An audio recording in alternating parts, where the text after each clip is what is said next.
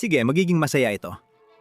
Si Nightwing, ang unang alagad ni Batman, ang akrobat ang ginawang sariling istilo ng pakikipaglaban ng disiplina at presisyon.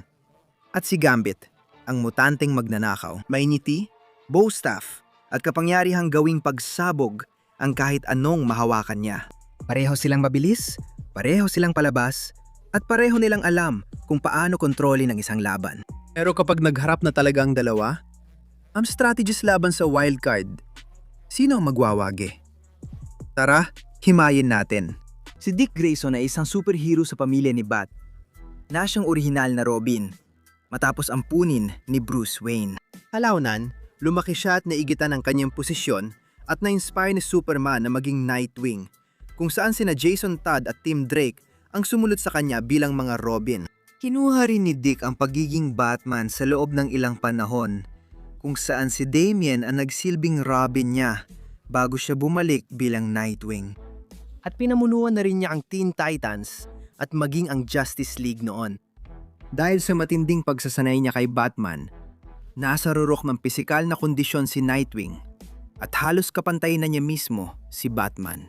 Kaya niyang buhatin at dalhin ng tao gamit isang braso, pati paikutin ang refrigerator. Kahit ang ilan lang sa mga workout niya ay nasa kalahating tuneladang bigat. Malamang, pinakakahanga-hanga, nagawa ni Dick na pigilan ng isang orka na kagatin siya na may lakas ng kagat na 19 na libong-say. Kaya ning itulak ang isang napakalaking multitoneladang sentimo o buhatin ang isang napakalaking multitoneladang batong tipak. Kaya hindi man siya technical na superhuman, pero ang mga gawa niya malalakas ay abot sa antas ng super sundalo. At grabe, lahat ng kakayahan niyang yan ay nagagamit niya sa laban. May sapat siyang lakas para labanan ng holographic na kopya ni Bane at nabali pa niya ang likod ni Bane. Nagawa niyang patumbayin si Batgirl gamit lang ang isang suntok. Napinsala rin niya ang mga superhuman tulad ni na Blockbuster at Gorilla Grodd.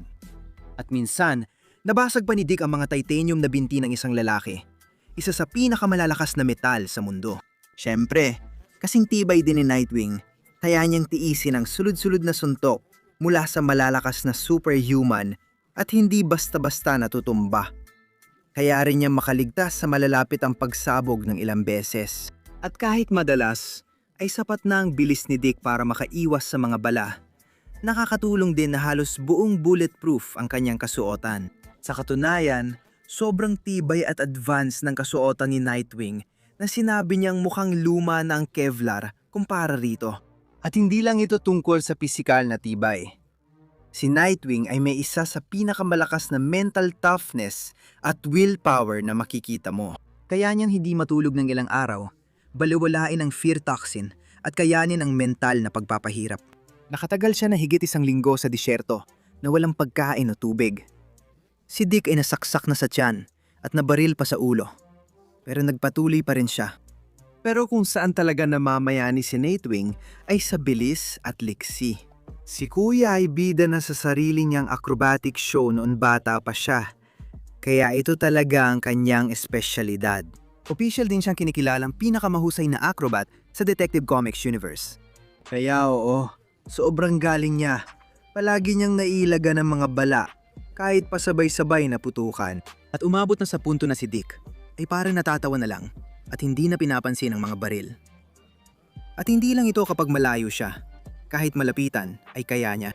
Naiwasan na ni Nightwing ang mga bala kahit point blank, kahit nakatutok na mismo ang baril sa ulo niya. Ganon siya kabilis. Kung pag-uusapan ng bilis, mas mabilis at mas magaan gumalaw si Nightwing kaysa kay Batman. Mas mabilis din siya kaysa kay Catwoman at Cassandra Cain. At hindi rin imposible para kay Dick na makareact sa mga super bilis na kalaban. Katulad ng pag-iwas niya sa mga atake ni Jesse Quick at nahuli pa niya noon si Wally West. Ibig kong sabihin, pag-usapan natin ang bilis. Pero hindi lang ito tungkol sa pisikal na lakas. Pagdating sa Bat Family at hindi naiiba si Nightwing, kasing halaga ng kasanayan ng gamit at kagamitan. Si Batman ang nagsanay kay Nightwing sa bawat uri ng martial arts at bawat atake sa kasukasuan at ugat na alam ng tao. At si Dick, mabilis na na-master ang lahat ng yon. Hanggang sa nasabi na, siya lang ang pumapangalawa kay Bruce pagdating sa kasanayan at kakayahan. Nakipaglaban siya at natalo si Red Hood. Lubos siyang napag-aralan si Damien at nagawa niyang labanan si Deathstroke ng maraming beses. Nakipagsabayan pa siya kay Lady Shiva at natalo si Batman kahit nagpipigil at sinusubok lang siya ni Batman sa laban. Si Dick Nightwing ay may dalang iba't ibang kagamitan sa laban at ang pangunahing sandata niya ay ang kanyang mga Screama Sticks. Ang mga ito ay maaaring kuryentehin at kayang maglabas ng matitinding atake ng kuryente sa totoo lang. Ang galing talaga ni Nightwing sa pagbitaw ng mga ito kahit saan. Kaya niyang pasalimbayin kahit saan at walang problema. Kayang-kaya rin niyang maghagis ng wingdings na napakabilis. Tumpak siya sa paggamit ng mga iyon. Laging may dalang mga pampasabog o sonic disruptor si Nightwing o halos kahit anong maisip mo. Sa pagtatapos ng araw, si Nightwing marahil ang pinakamalaking tagumpay ni Batman at maaring isa sa pinakamagagaling na bayani sa mundo. Si Gambit, ang magnanakaw na naging X-Man, ang charmer na ginawang sandata ang swerte, ang lalaking kayang gawing pampasabog ang isang baraha. Si Remy LeBeau ay hindi ang karaniwang mutant na malakas. Siya ang kahulugan ng kontroladong kaguluhan. Ipinanganak at lumaki sa mga eskinita ng New Orleans, si Remy ay sinanay mula pagkabataan ng Thieves Guild, isang literal na samahan ng mga bihasang kriminal, mamamatay tao, at mga illusionist. Bago niya natuklasan ang mutant na kakayahan, natuto siya ng lihim na pagkilos, akrobatika, at pakikipaglaban. Sa kanyang kabataan, natutunan ni Gambit na buksan ang kahit anong kandado, magnakaw ng artipakto, at maglaho sa gitna ng tao na parang walang bakas. Hindi lang siya atletiko, parang hindi siya totoo. Kaya ang gawing eksplosibo ni Gambit ang anumang bagay gamit ang kinetic conversion kapag hinawakan niya ito. Ang pinaka-iconic na halimbawa nito ay, siyempre, ang kanyang mga baraha. Ibinabato niya ang mga ito na parang bala na sumasabog pag tumama, parang granada ang lakas. Pero yun lang ang kanyang pamatay na galaw. Sa totoo lang, kaya niyang lagyan ng enerhiya ang kahit ano, mga baston, barya, bala, pati na rin ang mga sandata ng kanyang kalaban. Minsan niyang pinasabog ang malaking Sentinel Core, ginawang bomba ang mga gulong ng kotse, at milagyan ng enerhiya ang katawan para makapaglabas ng matinding shockwave. Pero si Remy ay hindi lang basta naglalakad na granada launcher. Isa siyang mandirigma at napakahusay niya. Ang mga taon ng pagtatrabaho kasamang X-Men, ang Thieves Guild at mag-isa ay nagpatibay sa kanya bilang isa sa pinakamapanganib na mandirigma sa malapitan sa street level ng Marvel. Nasanay na siya sa savat ang French kickboxing pati na rin sa acrobatics at depensa. At pinagsama-sama niya ito gamit ang kanyang bow staff at mga charge na atake para makabuo ng isa sa pinakamaganda at hindi mahulaan na estilo ng pakikipaglaban sa comics. Pisikal, si Gambit ay nasa rurok. Tao siya, pero liksi niya umiwas sa bala. Bilis niyang tamaan ng mga speedster tulad ni Quicksilver gamit ang baraha. At lakas niyang wasakin ang pinalakas na pintuang bakal. Kapag gamit niya ang baston, halos superhuman ang kanyang reflex. Nakaiwas siya sa putok ng baril mula sa iba't ibang direksyon. Nakalusot sa mga laser grid at nakaka-react sa mga atake ng mga bihasang mamamatay tao tulad din na Wolverine, Deadpool at Sabretooth habang tinutukso pa sila sa gitna ng laban.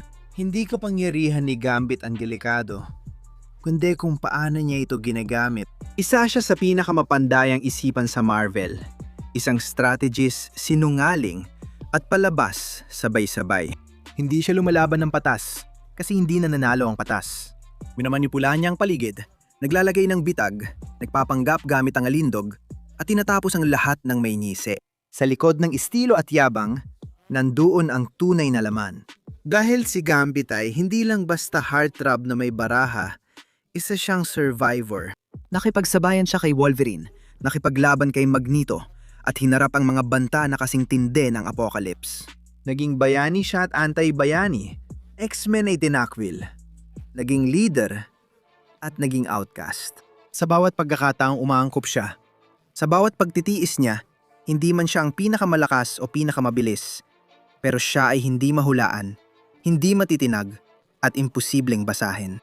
Dahil sa huli, si Remy LeBeau ay naglalaro sa sarili niyang paraan at kadalasan siya ang nananalo. Kaya, sino ang panalo? Tara, himayin natin na yon. Pareho sina Nightwing at Gambit, hindi sila Diyos o cosmic, at hindi rin sila naghahati ng planeta. Pero hindi naman nila kailangang gawin yon. Dahil ang nagpapadelikado sa kanila ay hindi basta lakas, kundi ang pagiging eksakto, ang kakayahang mag-adapt, at ang abilidad na gawing parang chess match ang bawat laban na nilalaro sa pinakamabilis na paraan. Si Nightwing ang pinakamatinding sandata ng tao. Si Gambit naman ay isang mutant na wildcard na kayang gawing pagsabog ang kahit ano. At magkasama, halos pantay ang laban nila. Sa physical na aspeto, malapit ang dalawa. Pero may lamang si Nightwing. Ang taon ng pagsasanay sa acrobatics at labanan ay naganat sa kanya sa antas na higit sa karaniwang tao. Sapat ang liksi niya para makaiwas sa putok ng baril habang umiikot sa ere. Malakas para ihagis ang mga tao sa kabilang dulo ng kwarto o basagin ang mga pintuang bakal. At matibay para makaligtas sa mga pagsabog, tama ng kidlat, at matitinding bugbog mula sa mga superhuman. Nakipagsabayan siya kay Deathstroke, tiniis ang suntok ni Blockbuster, at lumaban ng oras kahit may bali sa tadyang at concussion ng di bumabagal. Si Gambit naman, hindi rin siya nalalayo. Pinapalakas ng kanyang mutant na katawan ang kanyang reflexes, balanse, at bilis ng reaksyon sa antas ng superhuman. Nakaiwas siya sa bala, tumalan sa energy blast, at mabilis na gumalaw para may ligaw ang mga projectile. Habang nasa re gamit ang kanyang baston, kahit hindi pinalakas, si Rumi Labo ay parang isang gymnast na may instinct ng isang street fighter.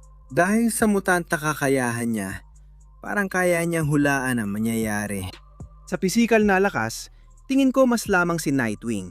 Mas malakas, eksplosibo, at disiplinado sa paggamit ng katawan niya. Pero ang mutant stamina at reflex ni Gambit ang nagpapalit sa agwat. Sa simula, malaki ang lamang ni Nightwing dahil sa armor niya. Kaya niyang tiisin ang mga tama na kayang pumatay ng normal na tao. Makaligtas sa mga pagsabog, at magpatuloy kahit may bali ang buto. Pero may hangganan din ang tibay niya. Si Gambit naman, kayang sumipsip at magbalik ng kinetic energy, yung parehong lakas na kayang magdurog ng mga buto. Hindi siya tinatablan dahil pinapakalat ng katawan niya ang impact na natatanggap. Malapit ang pagsabog, energy beams mula sa Sentinel, pero naglakad pa rin siyang nakangiti. Hindi kayang labanan ni Nightwing siya ng matagal. Pero hindi ko rin nakalaing tatagal siya dito. Pero pagdating sa kasanayan, dito talaga nagiging mahusay si Nightwing. Naperpekto niya ang bawat martial arts sa mundo. Boxing, eskrima, aikido, ninjutsu, tapiera, at pinagsama-sama niya ang mga ito sa isang maliksi at akrobatikong estilo na kasing hindi inaasahan ng pagiging epektibo. Nakipaglaban siya kay Batman ng tabla na disarmahan ng maraming miyembro ng League of Assassins ng sabay-sabay at tinalo ang mga bihasang mandirigma tulad din na Lady Shiva, Ray Shagol at mga talon mula sa Court of Owls.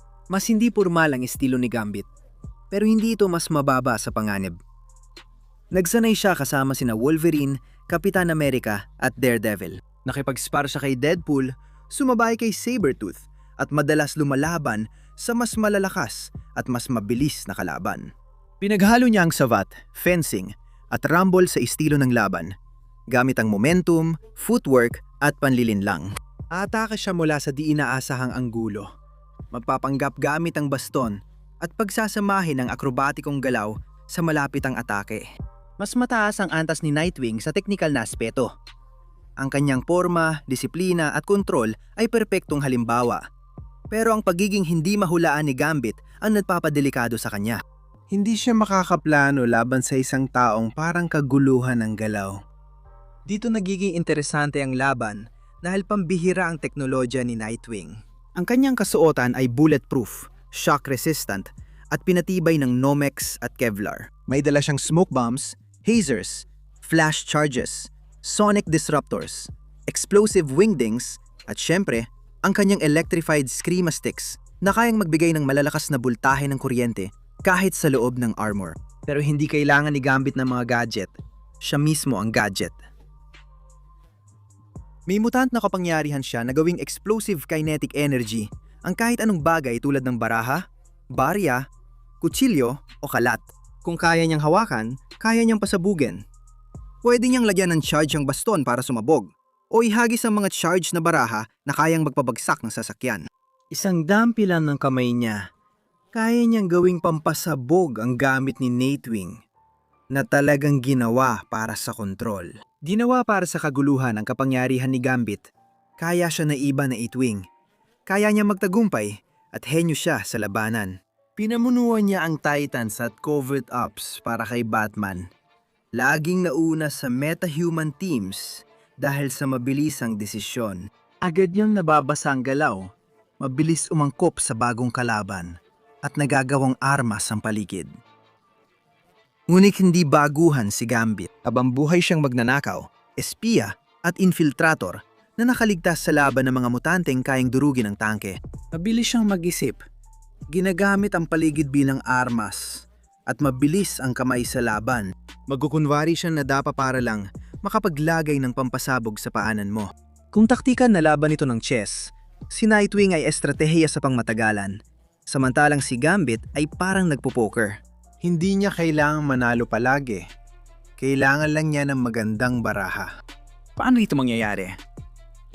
Sa umpisa, kontrolado ni Nightwing ang laban. Mas mabilis siyang mag-analisa at tumugon, at ang scream sticks niya ay pinananatili si Gambit sa depensa. Pinapalapit niya ang distansya, sumusugod, gumugulong, umiiwas, klasikong Batman style na pressure. Pero sa sandaling makalika ng espasyo si Gambit, nagbabago ang lahat. Isang pitik lang ng pulso. Ngayon, puno ng kumikislap na baraha ang hangin. Umiiwas si Nightwing sa unang baraha.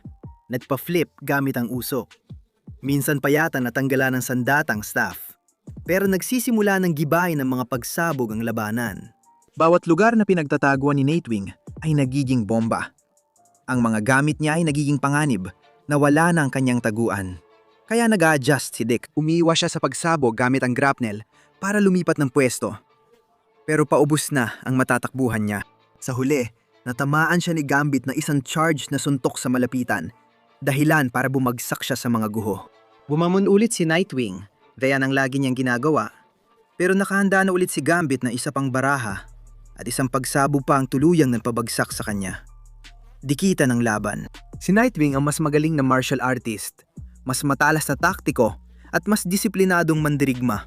Laban sa halos kahit sino paman.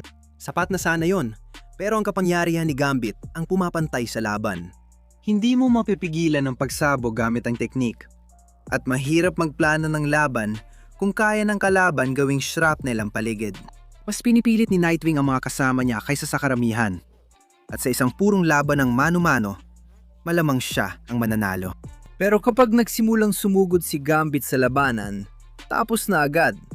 Dahil kapag nagtagpo ang galing at kaguluhan, sumasabog ang kaguluhan, unang Gambit ang panalo.